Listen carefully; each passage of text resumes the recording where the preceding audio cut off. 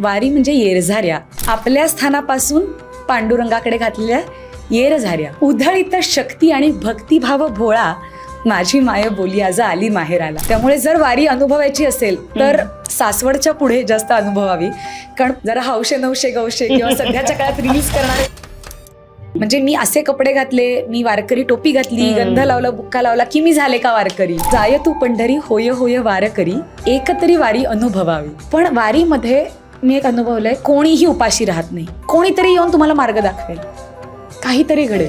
परदेशी जेव्हा आयुर्वेद शिकवायला जाते तेव्हा मी नऊवारी नेसून गेले तर काहीतरी कॉमेडी वाटेल. तेच वारीमध्ये मी मुद्दामून नाही मी जीन्स टी शर्ट घालते, मी मॉडर्न हे दाखवायला गेले तर मॉडर्न विचारांनी असा. तुम्ही माऊलींचा सोहळा जर पाहिला तो अत्यंत लष्करी शिस्तीत चालतो. आता आपण म्हणतो तसं इथे वारीमध्ये उच्च नीच किंवा कुठलाच भेद म्हणजे स्त्री पुरुष भेदही नसतो. मला आता सांगतानाही काढता येतोय, चांदी काढून घेतात माऊलीच्या पालखीची काही लोक असं ओढून ओढून.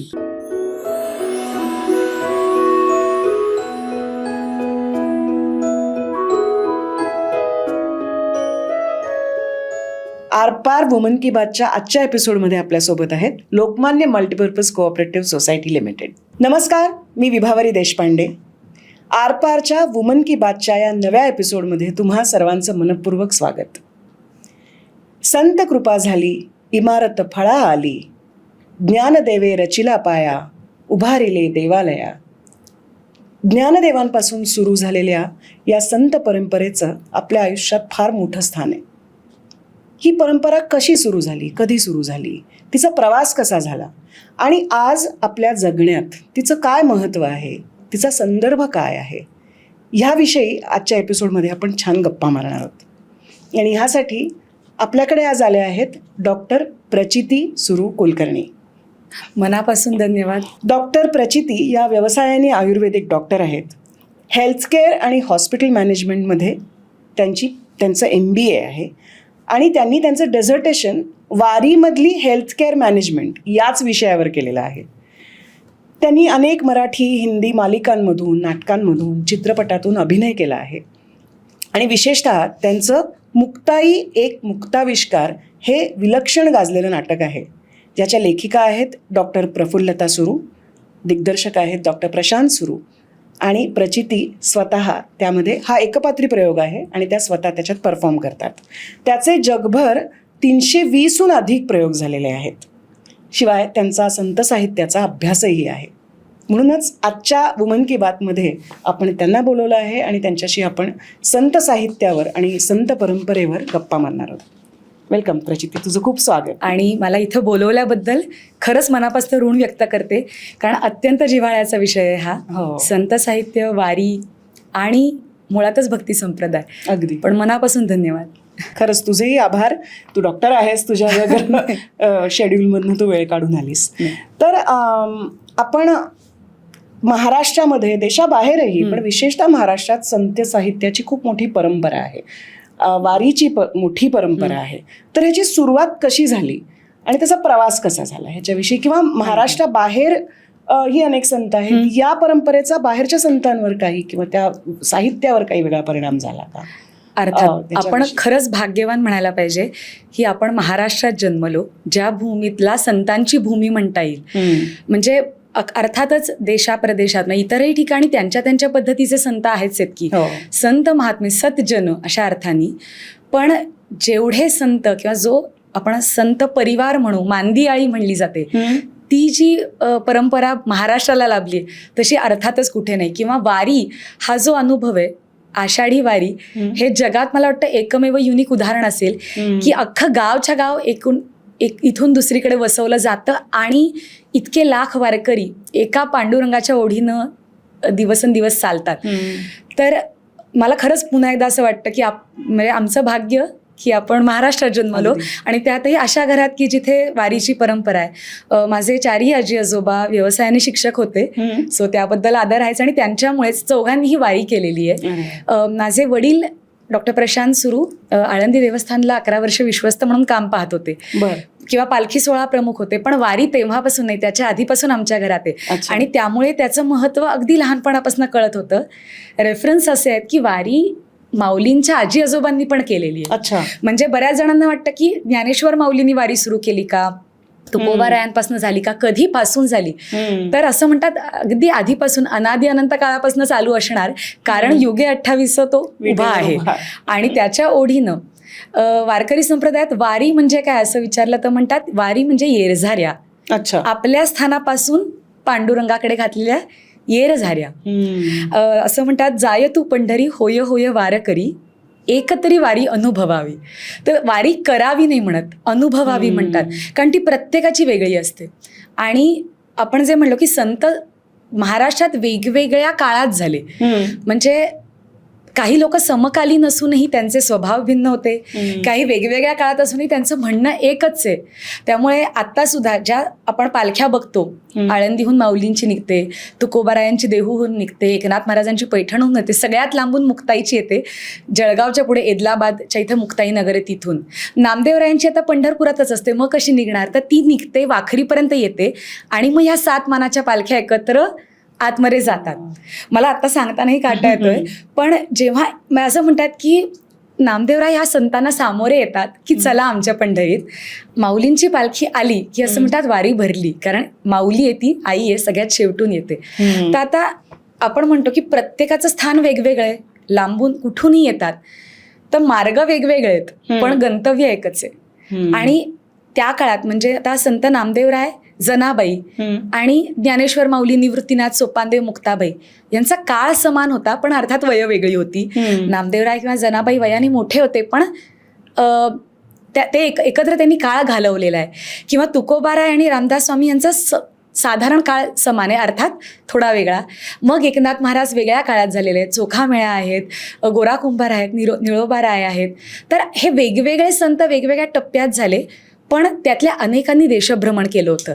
म्हणजे रामदास स्वामींनी पूर्ण भारत भ्रमण केलं होतं. नामदेवराय आणि माऊली यांनी एकत्र उत्तरेत प्रवास केला होता. म्हणजे निवृत्तीनाथ, सोपानदेव, मुक्ताबाई आणि जनाबाई हे पंढरीत होते. अच्छा.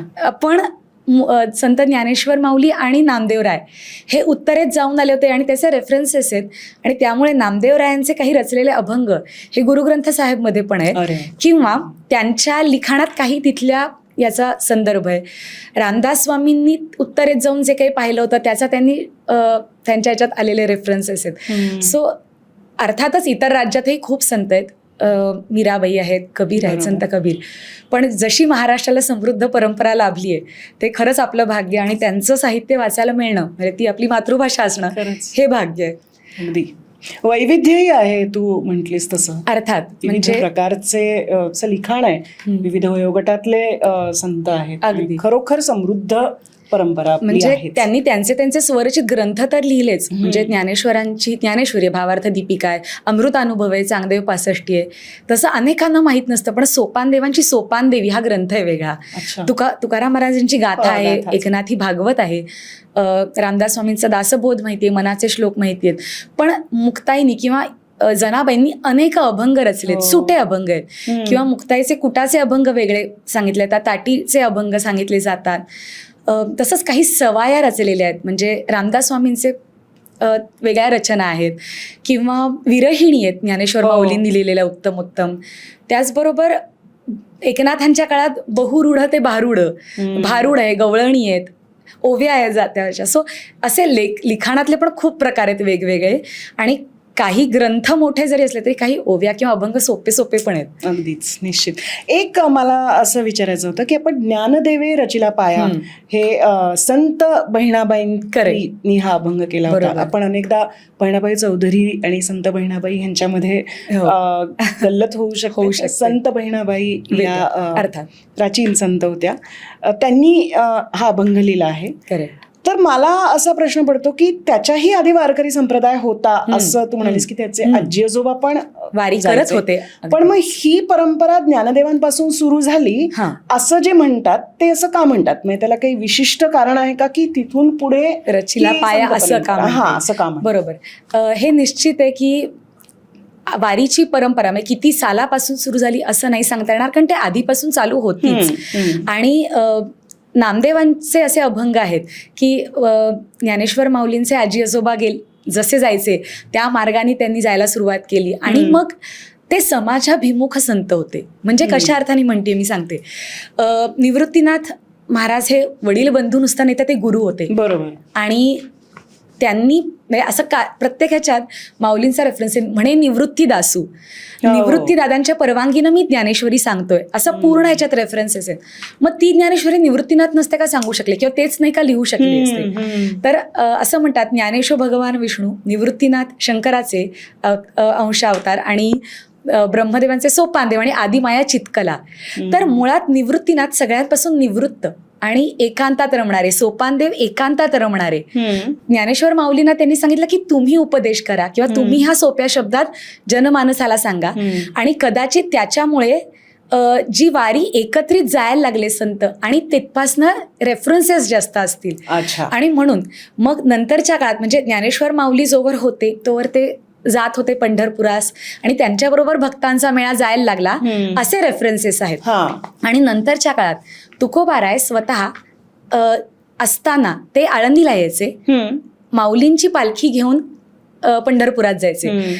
नंतरच्या काळात सुद्धा म्हणजे तुकाराम महाराजांनी सदेह वैकुंठ गमन केल्यानंतर त्यांचे वंशज त्यांच्या पादुका घेऊन यायचे आळंदीला. एकाच पालखीत दोन्ही पादुका असायच्या आणि पंढरपूरला जायचे. मग नंतरच्या काहीच्या काळानंतर असं झालं की ते थेट तिथून निघाले आणि पुण्यात एकत्र भेटायला लागले. पण अजूनही त्यामुळे तुकाराम महाराजांचं प्रस्थान माऊलींच्या प्रस्थानाच्या एक दिवस आधी होतं. सो हे सप्तमीला आणि ते अष्टमीला असं होतं. आणि येतात मात्र नवमीला दोन्ही पालख्या पुण्यामध्ये. मग पुढे वाटचाल होते.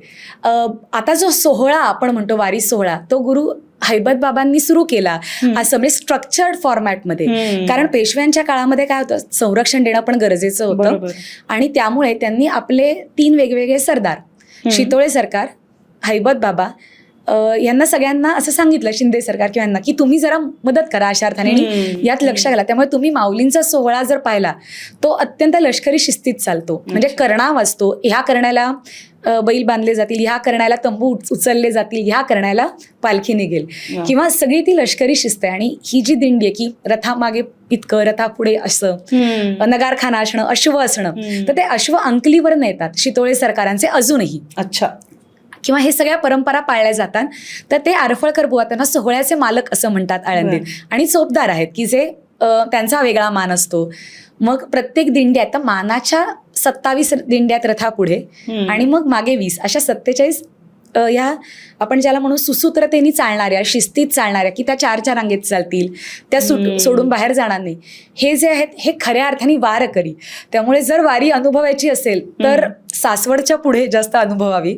कारण पुण्यापर्यंत म्हणजे आळंदी पुणे किंवा देहू पुणे सासवड वगैरे जरा हौशे नवशे गौशे किंवा सध्याच्या काळात रील्स करणारे खूप असतात.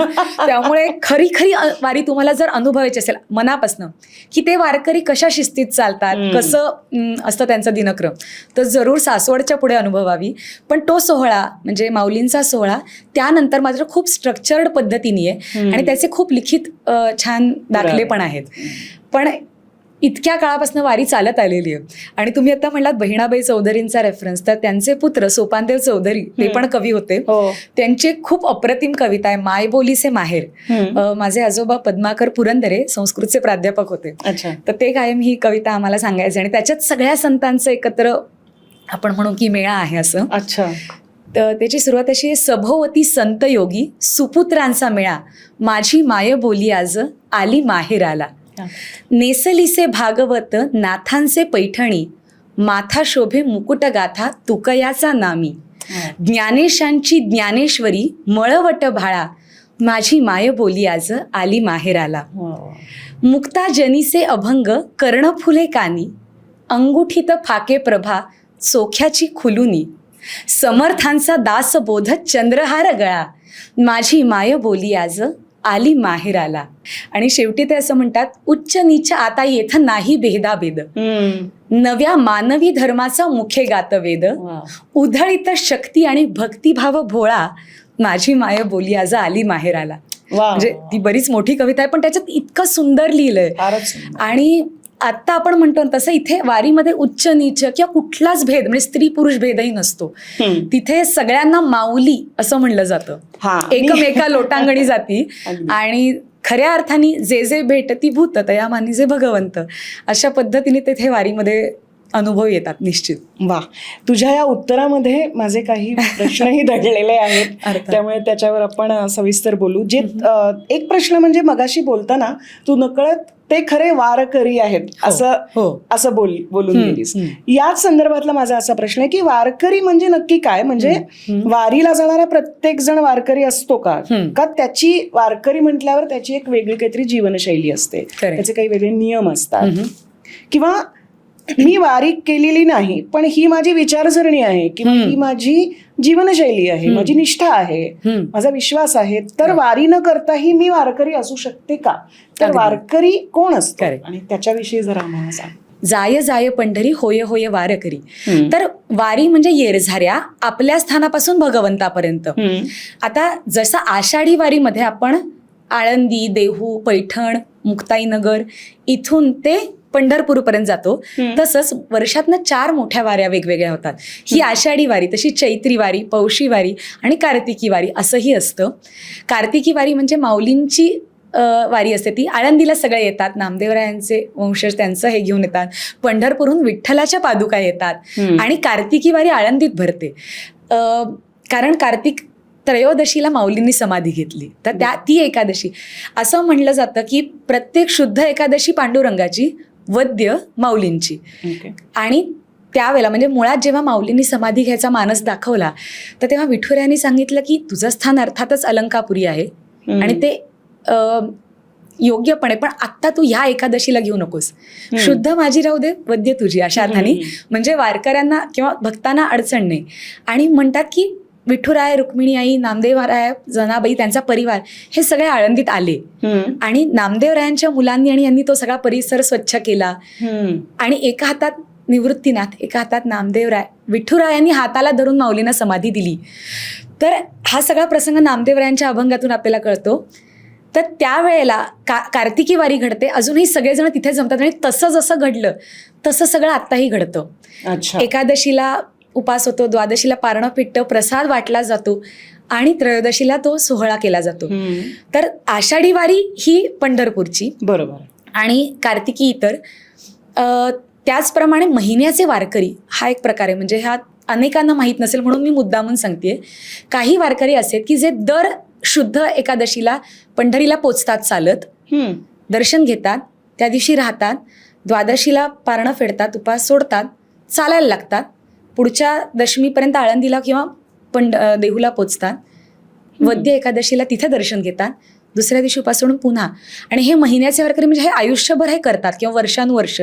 आता असे महिन्याचे वारकरी जे पूर्ण शिस्तीत राहून फक्त हेच करतात असे काही मोजके राहिलेत अर्थात. बरोबर. पण किंवा काही जण वयानुसार असे झाले की ते दर एकादशीला दर्शनाला जातात पण गाडीनी जातात, पण त्यांचं आचरण अर्थातच असं असतं की ते पूर्णपणे काय म्हणतात, त्यांची भक्ती आणि त्यांची निष्ठा अशी असते. तर वारकरी व्हायला काय लागतं, म्हणजे मी असे कपडे घातले, मी वारकरी टोपी घातली, गंध लावला, बुक्का लावला की मी झाले का वारकरी? तर असं नाहीये.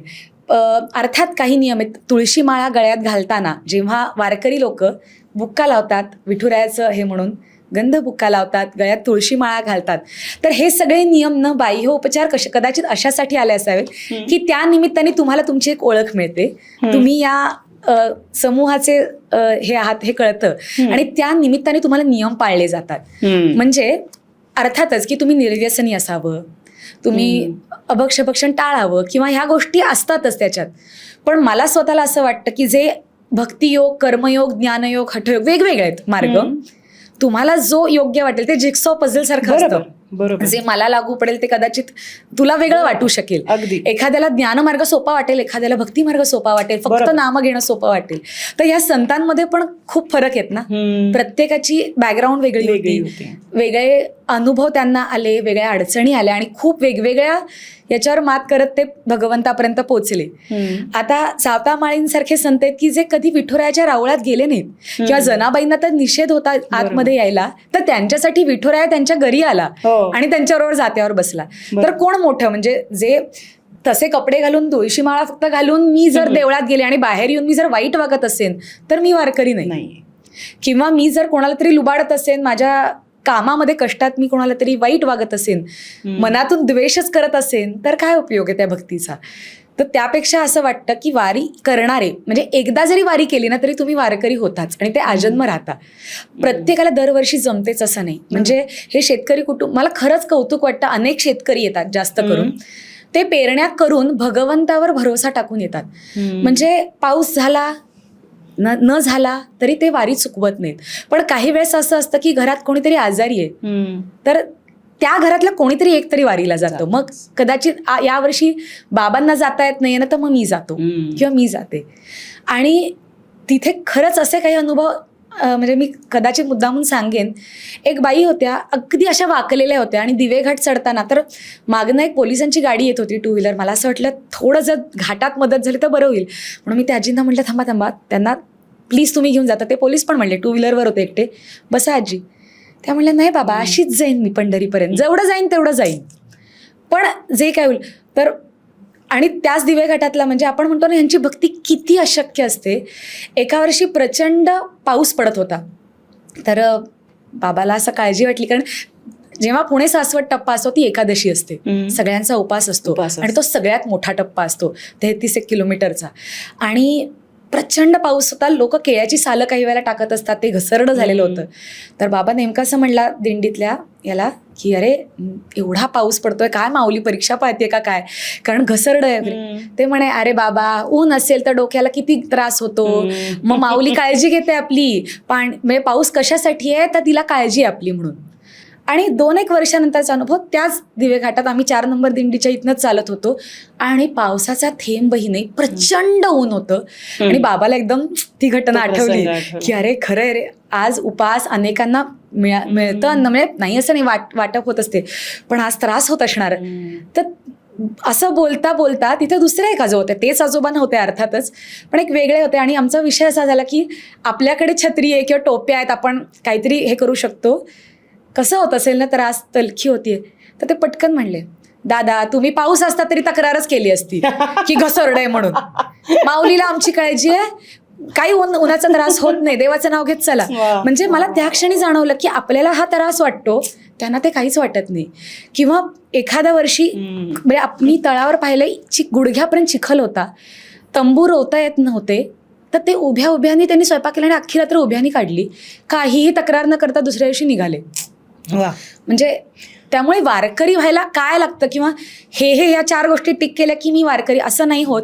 पण मनापासून तुम्ही भगवंताकडे जायचं ठरवलं असेल तर मार्ग तो अपैसा मिळत जाईल. आज संत परंपरा आणि संत साहित्य याविषयी आपण डॉक्टर प्रचिती सुरू कुलकर्णी यांच्याशी बोलतोय.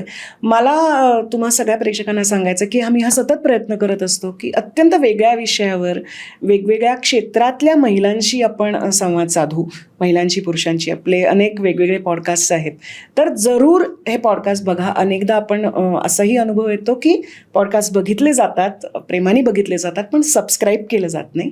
तर जरूर सबस्क्राईब करा, लाईक करा, शेअर करा, म्हणजे असेच वेगळे विषय आणि वेगळे पाहुणे आपल्याकडे येत राहतील आणि आम्ही नवीन नवीन विषय हाताळू शकू.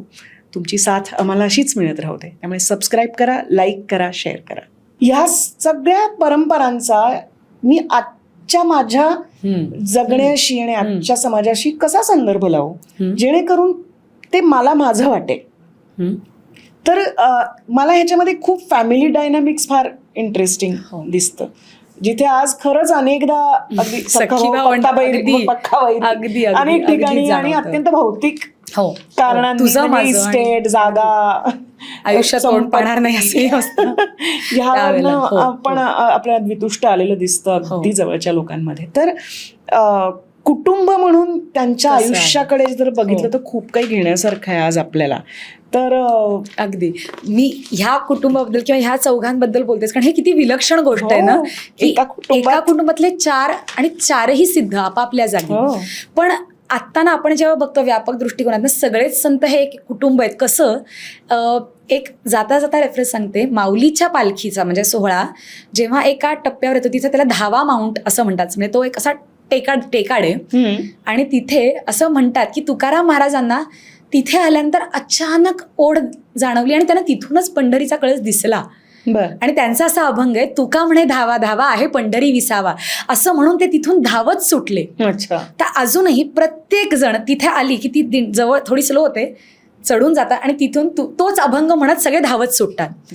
म्हणजे माऊलींच्या दिंडीत तुकाराम महाराजांचा अभंग म्हणून ते धावत सुटतात. आणि खाली गेलं की तिथे एकनाथांची भारुडं रोज दरवर्षी होतात. सॉरी, ते म्हणजे हा नेम आहे. मग असं नाही की इथं नाही माऊलींच्या पालखीत माऊलींचे अभंग, तुकोबांच्या पालखीत आपण फक्त तुकारामांचे अभंग, असं नाहीये. ते आपण जेव्हा म्हणतो ना ज्ञानदेवे रचिला पाया आणि तुका झालंसे कळसे, हे वेगवेगळे दोन मध्यम पदलोपी समास आहेत. म्हणजे ते ज्ञानेश्वरांपासून तुकाराम महाराजांपर्यंत सगळे त्याच्यात अपेक्षित आहेत.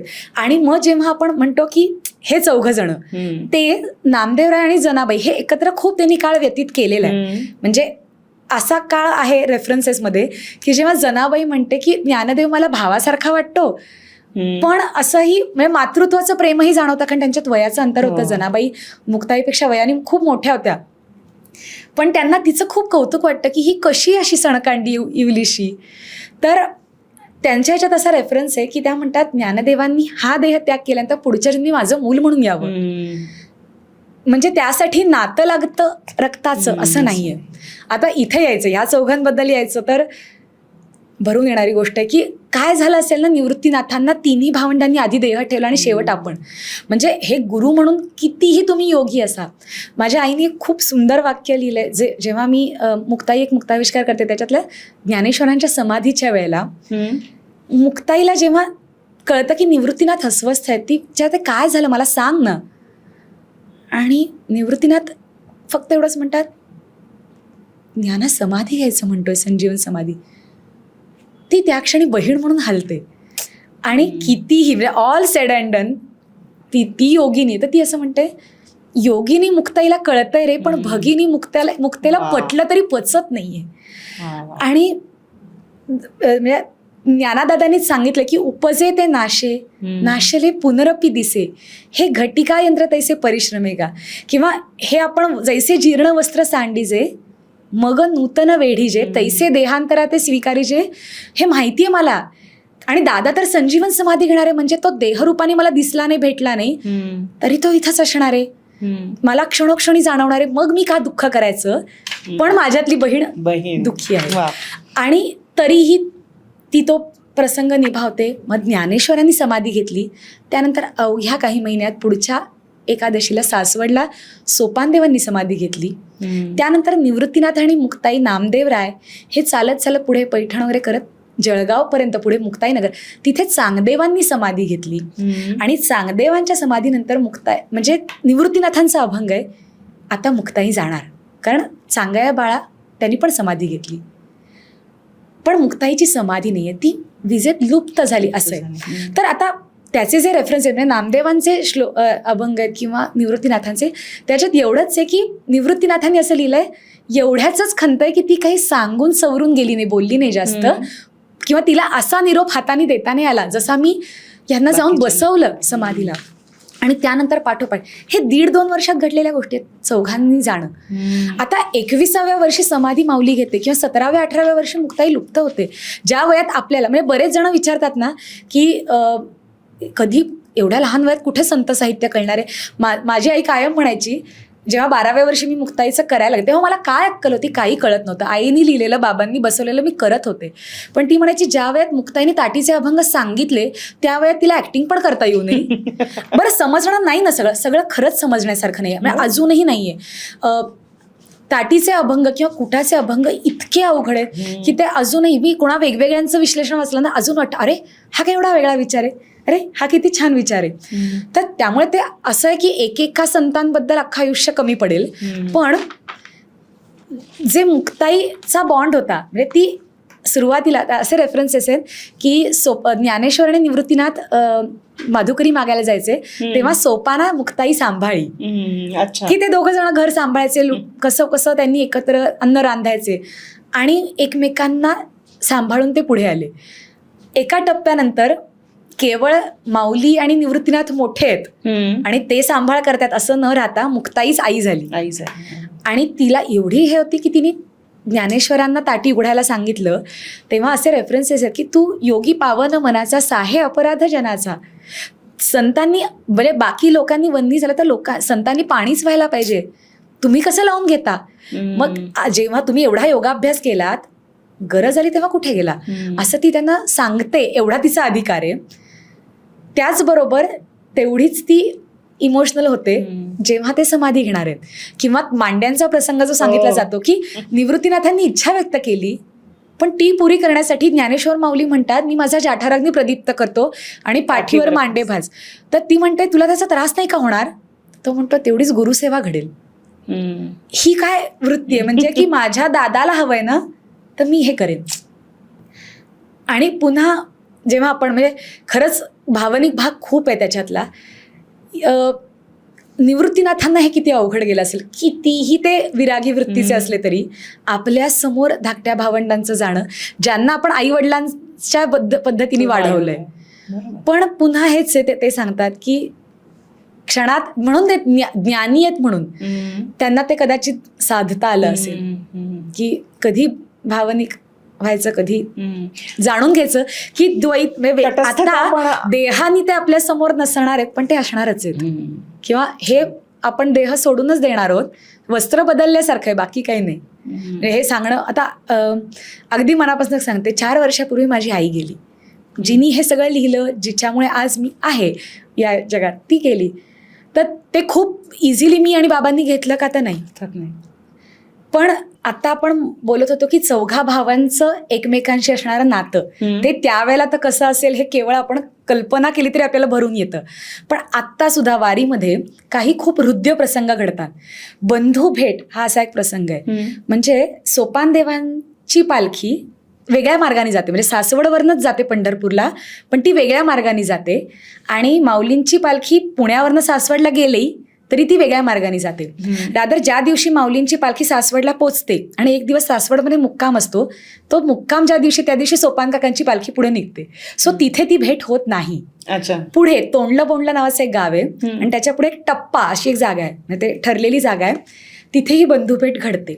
म्हणजे काय होतं, मानलं तर आहे सगळ्या, म्हणजे ह्या सगळ्या गोष्टी मानण्यावर आहेत. मानलं तर टेक्निकली फक्त असं होतं की माऊलींची पालखी तोंडल्या बोंडल्यात आतमध्ये विसाव्याला जाते दुपारच्या जेवणाला, तेव्हा सोपान काकांचा रथ इथे येतो, मग माऊलींचा रथ इथे येतो आणि सोपान काकांचा रथ पुढे आणतात, आधी मागे थांबवलेला जवळ आणतात, तो एकमेकांना टेकवतात. इथून नारळ प्रसाद तिथे दिला जातो, तिथून नारळ प्रसाद इथे दिला जातो. म्हणजे जे तिथले विश्वस्त असतील, पुजारी असतील, ते विश्वस्त एकमेकांना देतात आणि बंधुभेट घडली. 2 भावांचे रथ जवळ आले. आता ते नारळ कोण वापरणार असतं, तर ते वापरणार माणसं असं म्हणू शकतात एखादा जण की ठीक आहे, टेक्निकल गोष्ट घडली. पण तिथे असणाऱ्या प्रत्येकाला ती हृदय गोष्ट इतकी भावते, डोळ्यात पाणी आलं नाही असं होणार नाही, कारण मानण्यावर आहे. बरोबर. अजून एक गोष्ट की मुक्ताईला पंढरपुरात साडी चोळी पाठवली जाते माऊलीकडनं, बहिणीला माहेरचा आहेर. आता ती भावना आहे. खरं ह्या बंधूंना भेटायला काही असं शरीराने भेटायची गरज आहे का? ते तत्व एकत्रच आहे, ते कधीही एकत्रच आहेत. पण तो क्षण वारकऱ्यांसाठी तो हृदय असतो. रिंगण हे काय आहेत? ही सगळे वारकऱ्यांना आनंद मिळावा म्हणून केलेल्या गोष्टी आहेत. त्यामुळे मानलं तर आहे, मानलं तर काहीच नाही. आणि पुन्हा एकादशीच्या दिवशी सगळ्या पालख्या पंढरपुरात म्हणजे दशमीला पोचतात. एकादशीच्या दिवशी त्या असतात, पण त्या दिवशी विठुरायाची भेट होत नाही. ती भेट गुरुपौर्णिमेच्या दिवशी होते.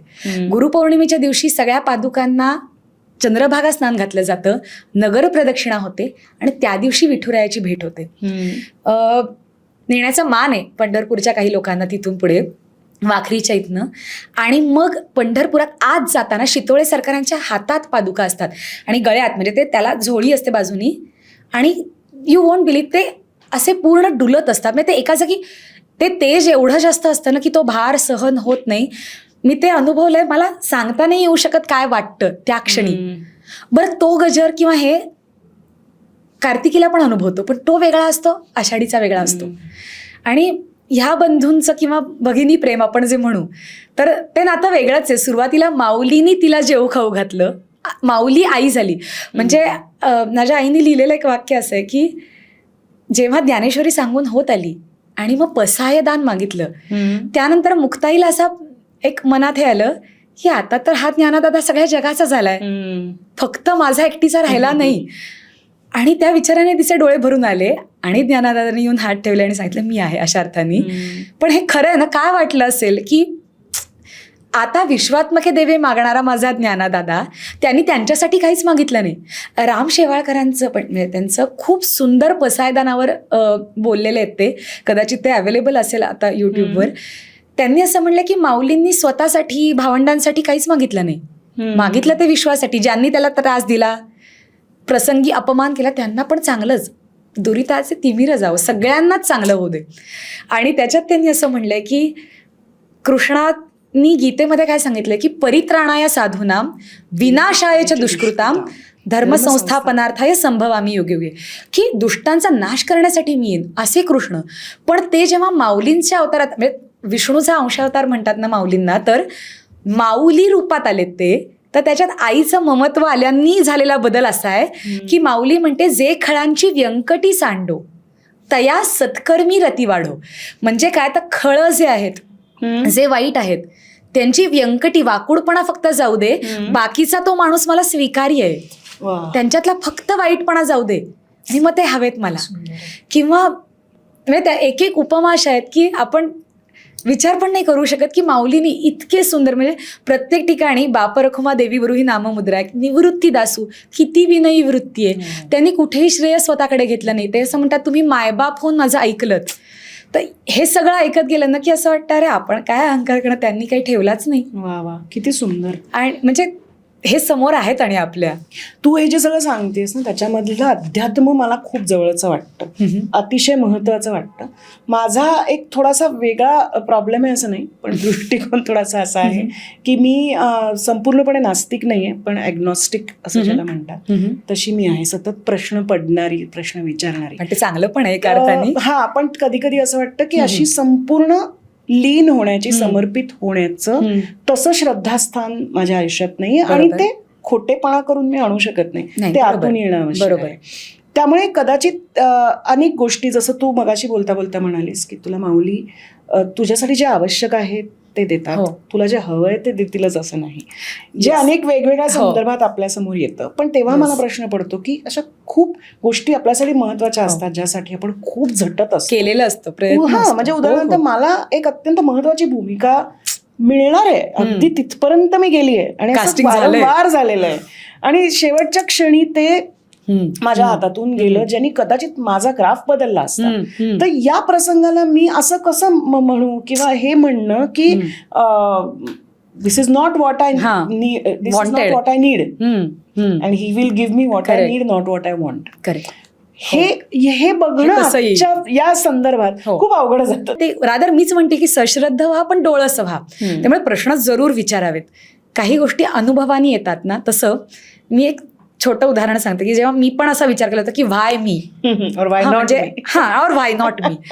म्हणजे मी जेव्हा एक मुक्ताविष्कार करत होते, त्याचे 100-150 प्रयोग पहिल्या 2 वर्षात झाले. अगदी 100वा प्रयोग नॉर्वेला करायला मिळाला. म्हणजे युरोपला, तिथे म्हणजे नॉर्वेसारख्या ठिकाणी जाऊन मराठी मंडळात प्रयोग करायला मिळाला, जेव्हा प्रशांत दामले, सुधीर गाडगीळ वगैरे असे मातब्बर लोक तिथे होते. त्यानंतर अमेरिकेत करता आला, ऑस्ट्रेलियामध्ये करता आला, सिडनीला, ॲडलेटला करता आला, केनियामध्ये करता आला, म्हणजे आफ्रिका खंडामध्ये करता आला, सिंगापूरला, दुबईला. तर त्यावेळेला मी विचारलं नाही ना व्हाय मी. आणि सेम पण आज मी एक उलटं म्हणते, म्हणजे माझी आई कायम हे सांगत आली मला, प्रचिती अशा ठिकाणी आपण एक वेळ पैसे लावू शकतो शू. म्हणजे मला उद्या वाटलं की मला लंडनच्या ह्या थिएटरला, शाफ्ट्सबरी थिएटरला करायचा आहे माझा प्रयोग. मी भरपूर पाऊंड खर्च करून जाऊन लावू शकते एक वेळ. पण माऊलीच्या मंदिरात, समाधी मंदिरात मला 3 वेळा प्रयोग करायला मिळाला. मला सांगायला काटा येतो, मुक्ताई मंदिरात करायला मिळाला, पंढरपूरच्या रुक्मिणी मंडपात करायला मिळाला. तर ह्या गोष्टी आपल्याला मागून किंवा पैसे देऊन नाही मिळत. बरोबर. आता ते सगळं चालू होतं आणि एक आपण असं म्हणतो ना की खूप आवडत होतं. बरं लहान होते, 12 वर्षाची होते मी. परकर पोलक आणि नऊवारी असं अल्टरनेट तेव्हा करायचे. तर त्याचं फार कौतुक व्हायचं की वा कसं पटकन कपडे बदलून येते, किंवा किती पाठांतर केलंय. तर आई एकदा म्हणली होती एकांना, पाठांतराचं कसलं कौतुक करताय तिच्या, बोलता आलंच पाहिजे हे, मुक्ताईने तिच्यापेक्षा लहान वयात सांगितलं. त्यामुळे आपण तो सगळा काळ चालला होता. आणि जेव्हा आपण आपले खूप लाडके असतो ना आणि छान वाटत असतं. बरं, मला आयुष्यात पहिली सिरियल राजदत्तजींच्या हाताखाली करायला मिळाली, विनायक दामोदर सावरकर. पण एअरवर पहिली आली नंदादी, स्मिताताई तळवलकरांची. आय एम ए थ्रू मी केलं होतं. आणि ते म्हणजे कास्टिंग कसं आलं तर विजय कुवळेकर सावरकर सिरियलला काम करत होते आणि ते असे लेखक होते. तर विदिन 1 month म्हणतो ना आपण, तसं ते एअर पण झालं. आणि नंदादीपमध्ये आज तात्काळ निवृत्ती होता वगैरे असं सुजित वगैरे. आणि तेव्हा पुन्हा एकदा मला ते सगळं अनुभवता आलं, पण वेगळ्या माध्यमातून. आणि मग तेव्हा असं वाटत होतं की वा, मुक्ताई म्हणजे मग आपल्याला मिळालं, परत एकदा करायला मिळालं असं. आणि त्यावेळेला एक सिरियल केवळ मुक्ताईच्या नावाने दूरदर्शनला येणार होती. मग त्याचा पायलट एपिसोड शूट झाला. योगेश सोमण, मंजुषा जोशी वगैरे मी. आणि पेपरमध्ये टाइम्समध्ये मला अजून आठवतंय, मोठा असा फोटो माझा एकटीचा, आणि ही मुक्ताई साकारणार वगैरे वगैरे. आणि 2 एपिसोड शूट झाले, अप्रुव्हल आलं. आणि आता पुढच्या आठवड्यात शूट सुरू होणार. आणि त्या दिवशी माझा मुक्ताईचा प्रयोग वारीच्या सुरू होण्याच्या आदल्या दिवशी होता. म्हणजे अष्टमीला प्रस्थान असतं, सप्तमीला. आणि कुठे होता तर आळंदीत, जे मोठं घाटावर तिथे अख्खं मोठं स्टेज आहे, 60 फूट वगैरे असं स्टेज आहे, मागे स्क्रीन आहे. आणि तो स्क्रीनवर ते शूट करतात इथून, आणि नदीच्या काठावरनं पलीकडनं ते टेलिकास्ट दाखवतात. आणि त्यामुळे ते अख्ख्या आळंदीला दिसू शकतं खूप मोठ्या प्रमाणात. बरं, 4-5 लाख वारकरी ते बघू शकणार होते म्हणजे. आणि आम्ही जायला निघालो होतो. आणि माझ्या बाबांना फोन आला, तिला आजचा प्रयोग कॅन्सल करायला सांगा, कारण आता तिने आमच्या सिरियलमध्ये काम करायला तिने होकार दिलाय. बरं बाबा म्हणलं, असं काही कॉन्ट्रॅक्टमध्ये नव्हतं की प्रयोग करायचा नाही. बरं, तुम्ही असं म्हणत असाल ना, ठीक आहे, जोवर ही सिरियल चालू आहे तोवर आम्ही प्रयोग थांबवू एक वेळ, पण आजचा प्रयोग आम्ही 1 रुपयाही घेणार नाही आहोत, कारण मुक्ताईच्या प्रयोगात आम्ही खरंच मानधन घेत नाही. जे काही कोणी जर जायचा याचा खर्च दिला तर त्या व्यतिरिक्त तुम्हाला जर काही द्यायचं तर ते आम्ही थेट आळंदीला देतो किंवा कुठेही देतो, पेनबाम करायला वापरतो. त्यामुळे मी पैसे घेतले तर असा प्रश्न नाही आहे, पण मी कमिटमेंट दिली आहे. आणि तिथे आज काही वारकरी ते बघणार आहेत, तर आजचा प्रयोग करू द्या. आम्ही निघालो म्हणजे आम्ही विश्रांतवाडीच्या पुढे दिघीच्या इथपर्यंत आलो होतो. त्यांनी सांगितलं, तुम्ही आत्ता निर्णय घ्या, तुम्हाला प्रयोग करायचा आहे हा एक का सिरियल करायची. आणि 5 मिनिटांनी मी फोन करेन असं म्हणून त्यांनी फोन ठेवून दिला. मला अजून आठवत आहे, बाबांनी गाडी साईडला घेतली, तो आईला आणि मला विचारलं काय करायचं आपण. पण आम्ही तिघांनी 1 मिनिटात ठरवलं आपण प्रयोग करायचा, कारण आपण कमिटमेंट केलेली आहे आणि आपली कमिटमेंट माऊलीला आहे. त्या क्षणात पोचलो आम्ही तिथे आणि प्रचंड पाऊस कोसळत होता. म्हणजे माऊली परीक्षा पाहते की तुमची श्रद्धा दृढ आहे की नाही. तर इतका पाऊस कोसळत होता. तर त्या लोकांनी असं सांगितलं की आपण ते स्टेज वाईप करतोय पण परत येतोय. तर आतमध्ये जी खोली आहे तिथं तू कर, आपण व्हिडिओ शूट करून तिथनं टेलिकास्ट करू. मला आता आठवत नाही बाबा जे सांगतो त्यानुसार, पण मी म्हटलं नाही, मी बाहेरच करणार. तर बाबा स्वतः प्रचिती हट्ट करू नको. म्हटलं नाही, ते लोक चिखलात बसून बघणार आहेत ना, मग मी बाहेर करते. फक्त मी परकर पोलका नऊवारी बदलत नाही, मी एकाच ह्याच्यात करेन. ते म्हणजे ठीक आहे, एकाच ह्याच्यात करा, पण आपण एक 10 मिनिटं थांबू, आधीचा गजर झाला की सुरू करू. आणि मला अजून आठवते, मी माऊलीच्या कळस समोर दिसत होता. मी फक्त एवढंच म्हटलं, माऊली आम्ही घेतलेला निर्णय योग्य असेल तर तू मला संकेत दे. विभारते मी तुला आत्ता, मला सांगताना रडू येते. एक 5-7 मिनिटं कोसळला पाऊस. म्हणजे मला असं वाटलं बहुतेक माऊलीला आवडलं नाही आपण असं करणं. पण 5 मिनिटांनी जो काही थांबला तो पुढे 2.25 तास पाऊस आला नाही, एक थेंब आला नाही. आणि पूर्ण प्रयोग म्हणजे मी आता मोजू नाही शकत, पण जे काही वारकरी होते ते हल्ले नव्हते. आणि मी म्हटलं बास, यांच्यासाठी आपण केला. त्या रात्री आम्हाला फोन आला की तुम्हाला काढून टाकलेलं आहे. आणि त्यानंतर ती टेलिकास्ट झाली, दुसऱ्या मुलींनी केली, पोस्टर्स छापलेली होती, पण नाही झाली ती सिरियल. आणि मला वाईटही वाटलं तेव्हा, खूप वाटलं, कारण वय जरा अर्धवटच होतं. 9वी-10वीत होते तर लहानच होतं. पण 9वी-10वी म्हणजे अगदीच असं ते अर्धवट होतं. आणि बंडखोर पण असतं ना तेव्हा. तर पण एवढंच कळलं होतं की माऊलीने संकेत दिलाय ना आपल्याला, तर गप्प बस जरा. उलटं पण घडतं ना काहीतरी, की आपण काहीच कुठे नोव्हेर असतो, आपल्याला माहीतच नाही की असा काही प्रोजेक्ट चालू आहे आणि अचानक तुम्हाला तो मिळतो. तसं वारीतनं येत होतो आम्ही. येताना जेजुरीवरनं येताना बाबांबरोबरचे 2 विश्वस्त आहेत, मोहिते सर आणि मुळे सर. तर ते म्हणले आपण मोरगावला जाऊन जाऊया का. ओके, गाडी संस्थांची होती, पण मोरगावला जाऊन जाऊ, चालेल, आलंय ना मनात, देवानीच बोलवलंय.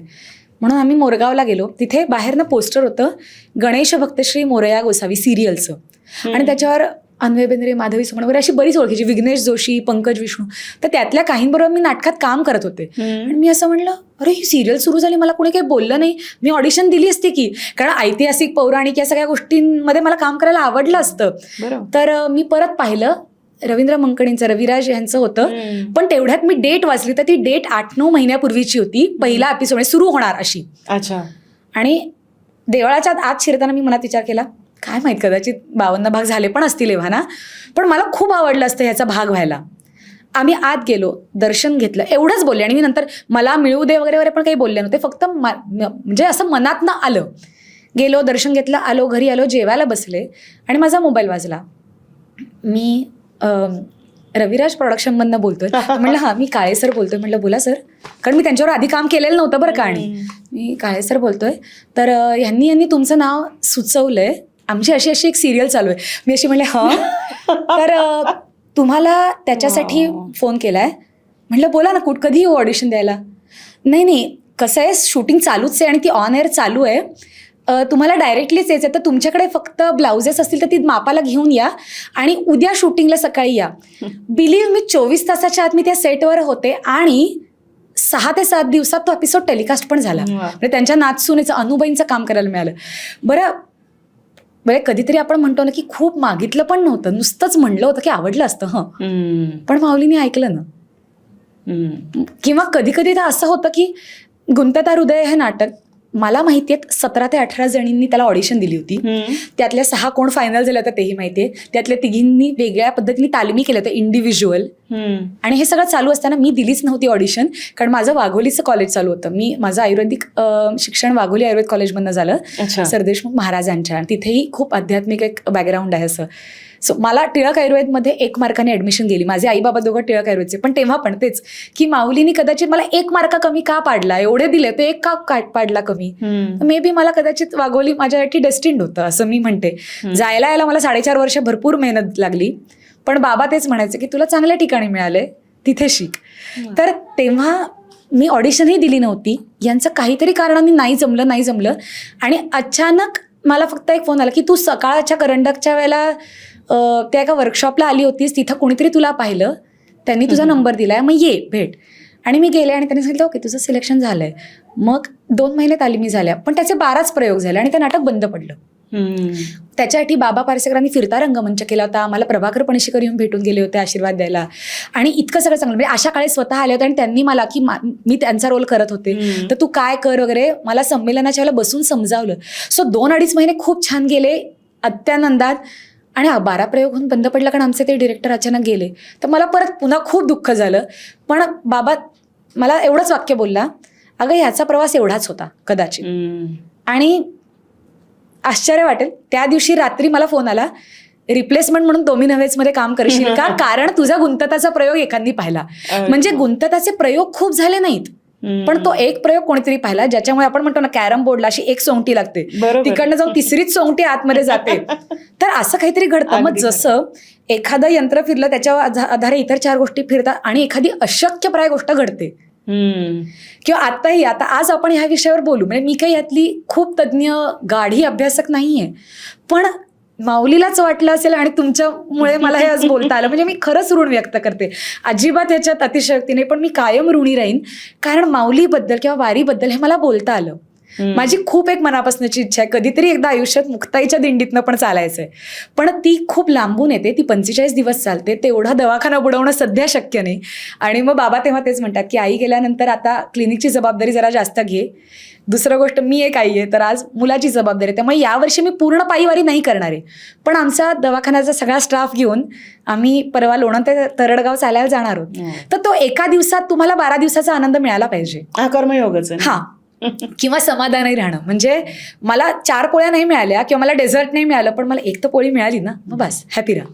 वा, असं खूपच सुंदर. कारण नाही पण इट टेक्स टाइम. म्हणजे अजूनही मला कधीतरी होतं ना, दुःख होतं किंवा असं कधीतरी भांडावं असं वाटतं, पण ते करण्या इतपत आपली योग्यता आहे की नाही असं. म्हणजे जनाबाईंनी भांडण मांडलंच होतं की, किंवा त्यांनी त्या काळात त्या खरंच किती बंडखोर होत्या. त्यांचा अभंग आहे, डोईचा पदरा आला खांद्यावरी, भरल्या बाजारी जाईन मी, हाती घेईन टाळ खांद्यावरी विणा, आता मज मना कोण करी.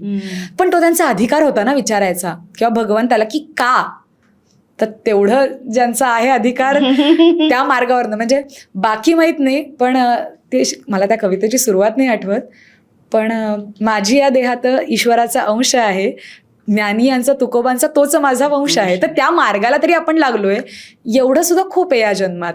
वा. बघत जाऊ असं. वा वा वा. कारण मी बाबांना काय म्हणते, तुला तुझे गुरु श्री गुरु भेटले, माझ्यासाठी अर्थात माझे आई वडील गुरु आहेच आहेत, किंवा आयुर्वेदातले पण गुरु, किंवा ह्याच्यातले नाटकातले पण, किंवा सगळ्यातलेच. पण एक असं असतं ना की तो अनुभव जोपर्यंत येत नाही कदाचित तोपर्यंत तेवढं ज्ञान होणार नाही. अजूनही तेवढी समदृष्टी काही आलेली नाही. कधीतरी असं वाटतं की म्हणजे अगदी आपल्या मुलाच्या बाबतीत पण राग येतो ना कधीतरी, किंवा पण दुसऱ्या क्षणी कळतं की नाही, त्याची बाजू काहीतरी आहे वेगळी. बरोबर. आणि आज मी खरंच ऋण व्यक्त करते की मुक्ताईचे प्रयोग मी आत्तापर्यंत 326 झाले, ते आई गेल्यानंतरचे प्रयोग, माझा नवरा, माझे बाबा आणि माझा मुलगा, माहेर सासरचे सगळेजण किंवा यांच्या जीवावर ते होत आहेत. पण अवघड असतं, दुःख टाळता नाही येणार, पण ॲटलिस्ट सहन करता येईल एवढं. वा वा वा. मला असं वाटतं शेवटच्या काही वाक्यांमध्ये आत्ता बोललीस तू, त्याच्यामध्ये अक्षरशः आज आपण संत साहित्यातून, संत परंपरेतून, त्या भक्तीतून, त्या विश्वासातून आपल्या रोजच्या जगण्यासाठी काय घ्यायला हवं, काय शिकायला हवं आणि कसं जगायला हवं हे तू अगदी थोडक्यात खूप चांगल्या पद्धतीने. वारीमधनं खरंच टाइम मॅनेजमेंट शिकता येते आणि ह्युमन रिसोर्स मॅनेजमेंट. म्हणजे कोणाला कुठलं काम द्यायचं, तर जे वारीतले नैवेद्य करणाऱ्या काकू असतात ना, त्या प्रचंड श्रद्धेने करतात आणि ते एकदाच त्या माऊलीला बघतात, पण नंतर त्यांना चालता येत नाही त्यामुळे, कारण त्यांना पुढचा नैवेद्य करायचा असतो जाऊन. तर त्या म्हणतात नाही, आमची हीच सेवा आहे. घोडेवाले असतात, त्यांचे ती सेवा आहे. काही लोक वारकऱ्यांचे पाय दाबून देतात, ते म्हणतात आमची ती सेवा आहे. काही ट्रक चालक आहेत. प्रत्येक जणाची वारी वेगवेगळी आहे. ती आपल्या स्वतःच्या स्थानापासून भगवंतापर्यंत केलेली फिजिकल पण असेल, किंवा कदाचित ठाईचं बैसोनी करायचं चित्त करूनही असेल. वारीमध्ये टाइम मॅनेजमेंट मी म्हणलं तसं लष्करी शिस्तीत सगळं होतंच, पण त्यातही वेळेच्या आधी आणि वेळेनंतर एखादी गोष्ट नाही मिळत, हे अनुभवायला येतं.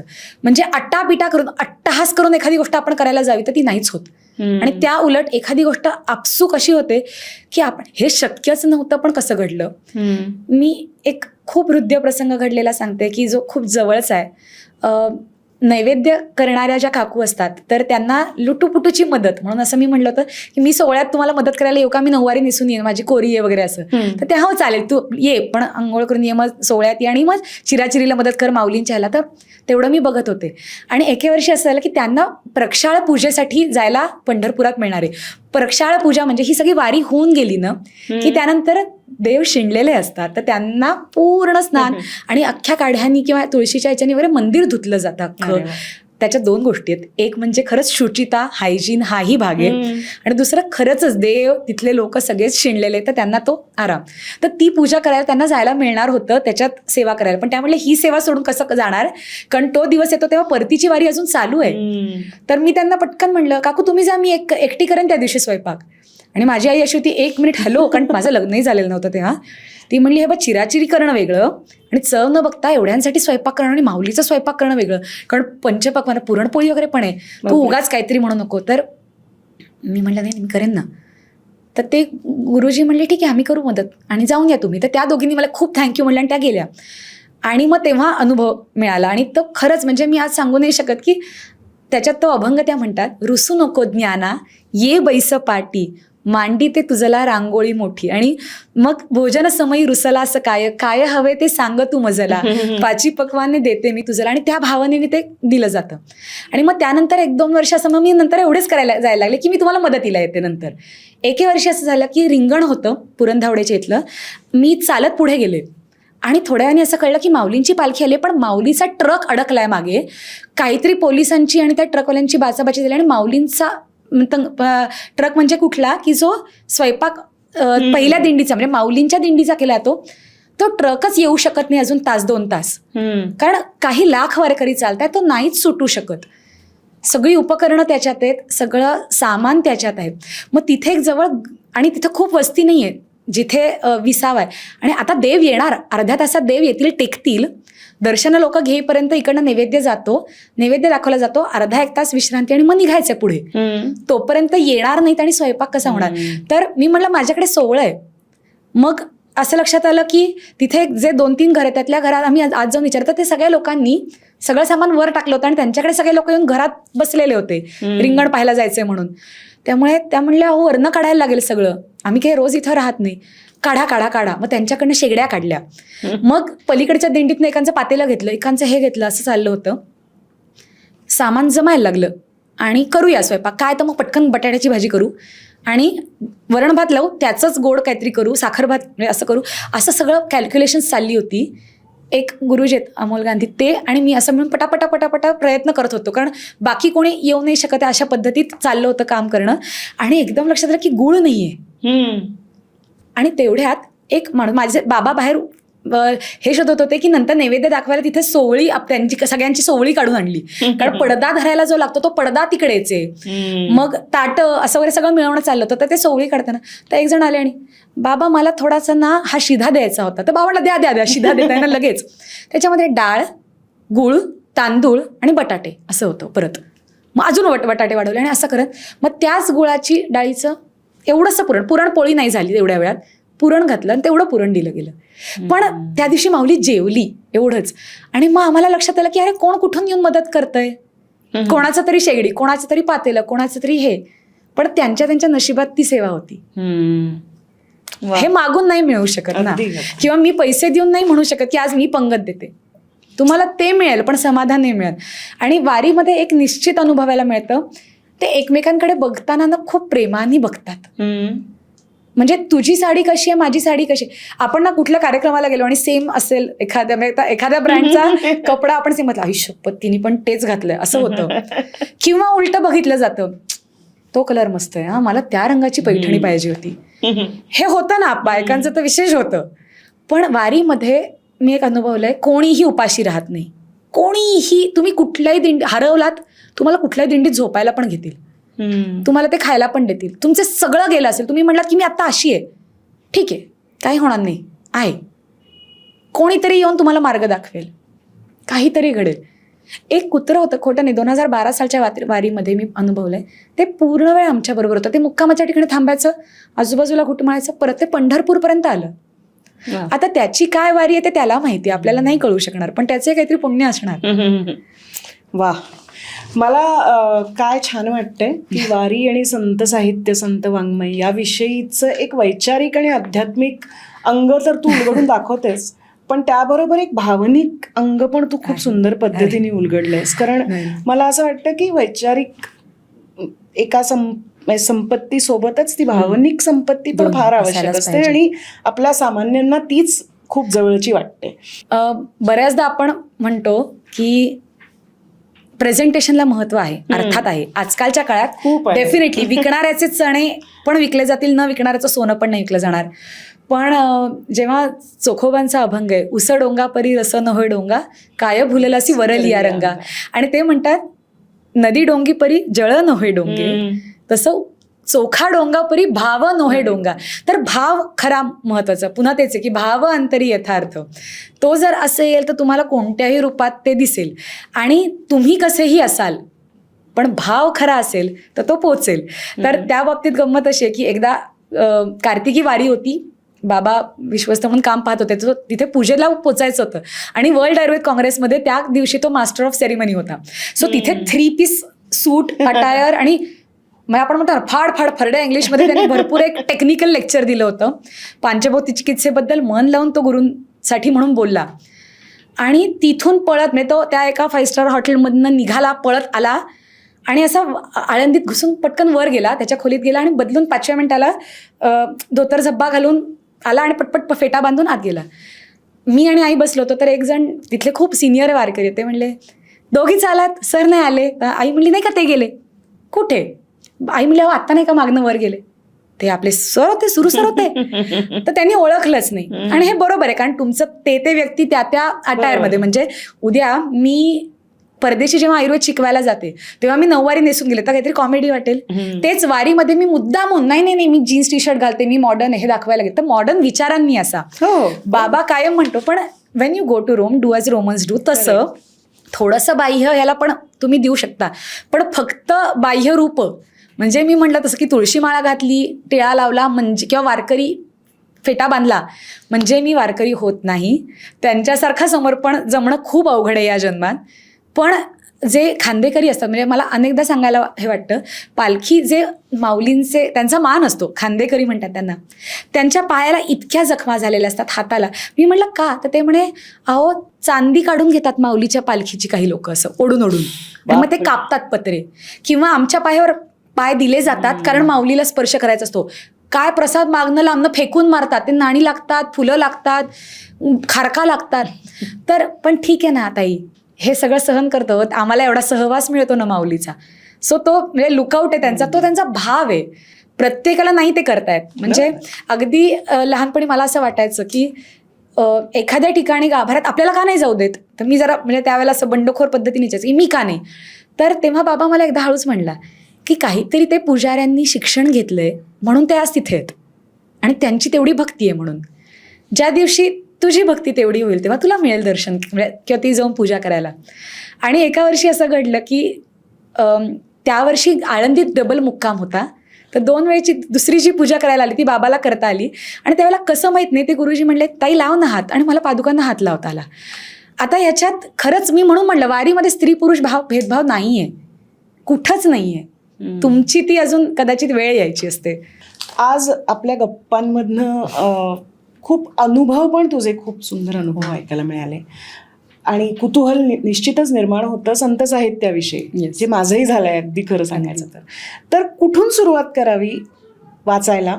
काय तू सुचवशील आपल्या प्रेक्षकांना की तुम्ही हे पुस्तक आधी वाचा आणि त्यातनं मग पुढचा प्रवास सुरू होईल? आणि आणखीन एक मला खरंच मनापासून सांगावं असं वाटेल की कधीपासून याचा अभ्यास करावा, त्या अभ्यास करावा की नाही माहीत नाही, पण असं एक ओवी आहे, तैसी दशेची वाट न पाहता वयसेची या गावा न जाता बाळपणीचं सर्वज्ञता वरी तयाते.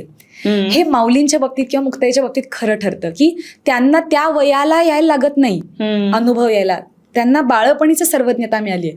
तसं प्रत्येकाचं असेल असं नाही, पण म्हणून आपण 50व्या वर्षी 60व्या वर्षी वाचायला सुरुवात करायची का संत साहित्य? तर नाही. मग सुरुवातीला संत चरित्र वाचावी. म्हणजे लहान मुलांना, तर माझा मुलगा आत्ता 6वीत आहे, तर मी त्याला मुद्दामून संत चरित्र आधी सांगते वेगवेगळी, आणि त्याच्या शब्दांमध्ये. आता आजकाल वेगवेगळ्या पद्धतीने ॲनिमेटेड व्हिडिओज पण आहेत, पण मला असं वाटतं त्यापेक्षा जी ऑथेंटिक आहेत ना, तर आणि त्यातले पण चमत्कार नाही सांगू. म्हणजे माझ्या आईनीच लिहिलेलं वाक्य आहे, ती मुक्ताई चांगदेवाला म्हणते की तू भारून गेलास की त्यांनी भिंत चालवली, मी तर वाघावरनं चालत आलो, एक सजीवाला मी कंट्रोल केला, ज्ञानेश्वरांनी तर भिंत चालवली म्हणून तू भारून गेलास. पण त्यांनी रेड्यामुखी वेद वदवले किंवा भिंत चालवली म्हणून तो महान नाहीच आहे. तो का महान आहे? ज्ञानादादा का एवढा श्रेष्ठ? तर त्यांनी सगळ्या सर्वसामान्यांपर्यंत ज्ञान पोचवायचा प्रयत्न केला. त्यांनी गीता प्राकृत भाषेत आणली, ज्ञानेश्वरी लिहिली म्हणून तो महान आहे. तर त्यामुळे तुकोबांची गाथा तरली हा खूप छोटा चमत्कार आहे त्यांच्यासाठी, किंवा ते स्वदेह वैकुंठला गेले हे त्यांच्यासाठी मॅटरच नाही होत, त्यांच्यासाठी इतर गोष्टी खूप महत्वाच्या आहेत. तसं संत चरित्रातनं आपण त्या गोष्टी घेतल्या पाहिजे.